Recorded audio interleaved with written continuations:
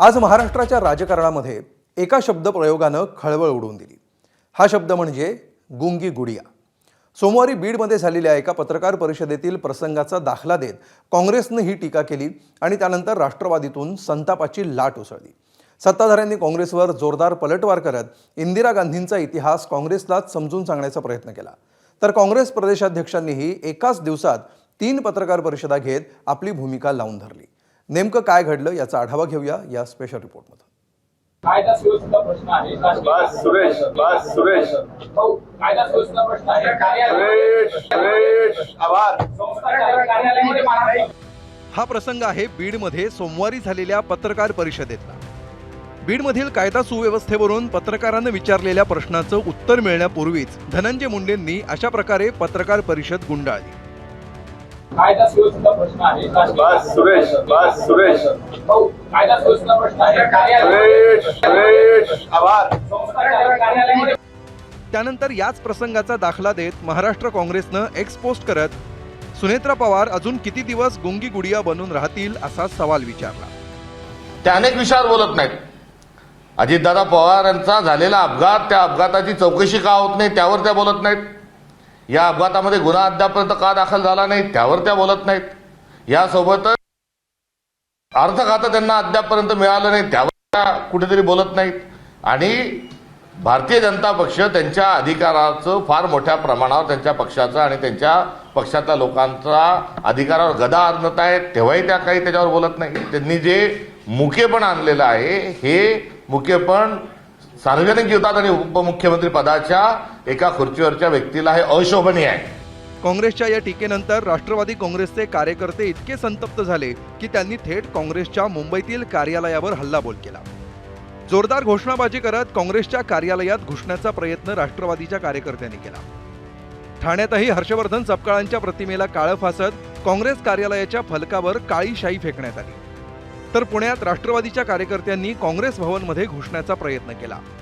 यावेळी पोलीस आणि आंदोलकांमध्ये चांगलीच झटापट झाली। काँग्रेस विचारापासून लोकांपासून दूर गेली आहे, महिलेच्या सन्मानापासून दूर केली आहे, म्हणून अशा पद्धतीचे विधानं काँग्रेसच्या नेतृत्वाकडनं किंवा काँग्रेसच्या ऑफिशियली हँडलवरनं येत असावेत। आज काँग्रेस मात्र चांगल्या लोकांच्या हातात नाही हे या पोस्टवरनं दिसून येते, ज्याच्यामध्ये विचाराची कमतरता आहे, त्याच्यामध्ये मानसिक पराभव स्वीकारलेला आहे, अशी लोक काँग्रेस चालवत आहेत असं स्पष्टपणे या ट्विटवरनं दिसून येते। काँग्रेसच्या आरोपांना निमित्त ठरलेल्या धनंजय मुंडेंनी थेट इंदिरा गांधी आणि सुनेत्रा पवारांची तुलना करत काँग्रेसला प्रत्युत्तर दिलंय। स्वर्गीय इंदिराजींनी देशाचं पंतप्रधान म्हणून ज्या पद्धतीनं कणखर काम केलं त्याच्यापेक्षाही चांगला अनुभव येणाऱ्या काळात या महाराष्ट्रात आमच्या नेत्या, या राज्याच्या पहिल्या महिला उपमुख्यमंत्री सुनेत्रा वहिनी या ठिकाणी करून दाखवणार आहेत। तेच आमच्या वहिनी साहेबांचा द्वेष हे काँग्रेसच्या त्या पेजवरून आपल्याला पाहायला मिळाला। राज्यभरातील राष्ट्रवादीची आंदोलनं आणि टीका झाल्यानंतरही काँग्रेस प्रदेशाध्यक्षांनी पुन्हा एकदा राष्ट्रवादीला आव्हान दिलं। गुंगी गुडिया न म्हणता दुर्गा म्हणायचं असेल तर त्यासाठी काही निकषही सांगितले। आम्ही सुचित्राताईंना टीकेच्या माध्यमातून कुठे गुंगी गुडिया म्हटलं असेल तर त्यांनी दुर्गा हे साबित करावं। आणि दुर्गा हे साबित करण्यासाठी त्यांनी काय करावं तर दुर्गा हे सिद्ध करण्याकरता ताबडतोब अर्थ खातं स्वतःच्याकडे घ्यावं, स्वतःच्या पक्षाकडे घ्यावं। त्यांनी ताबडतोब अपघाताचा जो शोध आहे तो लावल्याशिवाय आम्ही स्वस्थ बसणार नाही हे त्यांनी सांगावं। त्यांनी ताबडतोब अजितदादांनी लाडक्या बहिणीचे जे 1,500चे अनुदान वाढून 2,100 ते 2,500 करणार होतं सांगितलं ते करावं। गुंगी गुडिया हा शब्द देशाच्या राजकारणात सर्वप्रथम चर्चेत आला 1966 साली। इंदिरा गांधींच्या पंतप्रधानपदाच्या अगदी सुरुवातीच्या काळात ज्येष्ठ समाजवादी नेते राममोहन लोहिया यांनी इंदिरा गांधींना उद्देशून हे शब्द वापरले होते। त्यावेळी इंदिरा गांधी सभागृहात फारशा बोलत नसत। पक्षातील ज्येष्ठ नेत्यांच्या प्रभावाखाली त्या असल्याचा विरोधकांचा आरोप होता। काँग्रेसच्या याच इतिहासाची आठवण आता राष्ट्रवादीचे नेते काँग्रेसला करून देत आहेत। अशांचा तीव्र शब्दात धिक्कार करण्याची आवश्यकता आहे, कारण त्या काळामध्ये इंदिरा गांधींना सुद्धा गुंगी गुडिया असं म्हटलं होतं आणि त्यांनी पुढं काय करून दाखवलं ते आपल्याला माहिती आहे। अधिक बोललं म्हणजे फार मोठं काहीतरी शहाणं झालं अशा पद्धतीचा त्या पक्षाचा जर आव असेल तर तो चुकीचा आहे। या गोष्टीचा सर्व राष्ट्रवादी काँग्रेस पक्ष आणि कार्यकर्ते धिक्कार केल्याशिवाय राहणार नाही. काँग्रेसच्या या टीकेनंतर मुख्यमंत्र्यांनी राजकारणाच्या घसरत्या पातळीबद्दल काळजी व्यक्त केली आहे. अतिशय खालच्या स्तरावर हे उतरलेले आहेत. मुळामध्ये यांना कुठलाही रिस्पॉन्स मिळत नाही, कोणी विचारत नाही. त्यामुळे न्यूजमध्ये येण्याकरता अशा पद्धतीचं काम चाललेलं आहे. बदनाम हुए तो क्या हुए, नाम तो हुआ, अशा पद्धतीनं यांची कारवाई चाललेली आहे.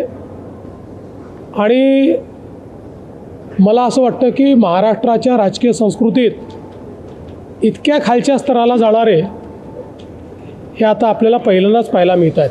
तर सुनेत्रा पवारांवर केलेली टीका म्हणजे राज्यातील सर्व लाडक्या बहिणींचा अपमान आहे असं उपमुख्यमंत्री एकनाथ शिंदेंना वाटतंय.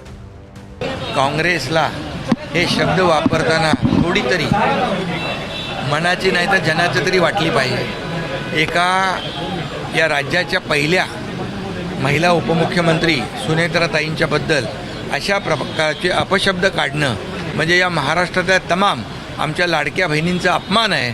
आणि लाडक्या बहिणी काय करू शकतात हे 2024ला दाखवून दिलेलं आहे. आपल्या काकींबद्दल सुरू असलेल्या या वादात रोहित पवारांनी त्यांची तुलना अजितदादांच्या कार्यशैलीशी करत काँग्रेसला सांभाळून घेण्याचा प्रयत्न केलाय. अनेक लोकांना अजितदादांची सवय झालेली आहे. दादा आक्रमक पद्धतीने भूमिका मांडायचे, बोलायचे. एखादा अन्याय त्या ठिकाणी झाला, किती मोठा नेता असेल तर गप्प बसायचे, नाही तर गप्प करायचे त्याला. पण तीच अपेक्षा तुम्ही सुनेत्रा काकींकडनं ठेवणार असाल तर मला वाटत नाही ती कधीच त्या ठिकाणी पूर्ण होऊ शकते, कारण दादांची जागा कुणीच तिथं घेऊ शकणार नाही. ठाकरेंच्या शिवसेनेनं सुनेत्रा पवारांना काही टिप्स दिल्या. या अशा गुंड प्रवृत्तीच्या लोकांची पर्वा न करता स्वतःचं मत मांडलं पाहिजे. स्वर्गीय अजित पवारांच्या पत्नी असल्यामुळे सगळ्यांनी त्यांचा मान सन्मान ठेवलाच पाहिजे. पण तो मान सन्मान ठेवण्यासाठी वहिनी तुमचा करारा बाणा असला पाहिजे. दिवसभर झालेल्या ड्राम्यानंतर काँग्रेस प्रदेशाध्यक्ष हर्षवर्धन सपकाळांनी संध्याकाळी तिसरी पत्रकार परिषद घेतली. इंदिरा गांधींना गुंगी गुडिया म्हणणाऱ्यांच्या कार्यालयावर त्यावेळी काँग्रेसनं हल्लाबोल केला नव्हता याची आठवण करून देत त्यांनी विरोधकांना पुन्हा काही टोले लगावले. इंदिरा गांधींना गुंगी गुड्या म्हटल्यानंतर आमच्या पक्षाचे कार्यकर्ते, गुंडांचा तर प्रश्नच नाही, कार्यकर्ते किंवा समर्थक हे गुंगी गुड्या म्हणणाऱ्या लोकांच्या कार्यालयात नाही गेले, त्यांनी त्याचा विरोध नाही केला. तर इंदिरा गांधींनी त्या गुंगी गुड्या नाहीत तर त्या दुर्गा आहेत हे देशाला स्वतः न सांगता त्यांच्या कृतीतून पटवून दिलं. गुंगी गुडिया या काँग्रेसच्या टीकेला योग्य वेळी उत्तर देणार असल्याचं सुनेत्रा पवारांनी म्हटलंय. वेळ आल्यानंतर चोख उत्तर देईन मी. या गोंधळातली लक्षवेधी बाब म्हणजे आतापर्यंत आणीबाणीवरून टीका करणारे महायुतीचे नेते काँग्रेसलाच इंदिरा गांधींच्या कणखरपणाची उदाहरणं देताना दिसत आहेत. आता ज्या मुद्द्यांवर बोलण्याचं आव्हान काँग्रेसकडून दिलं जात आहे त्यावर सुनेत्रा पवार बोलणार की इंदिरा गांधींप्रमाणे थेट कृतीतूनच उत्तर देणार याकडे सर्वांचं लक्ष असणार आहे. ब्युरो रिपोर्ट, ABP माझा.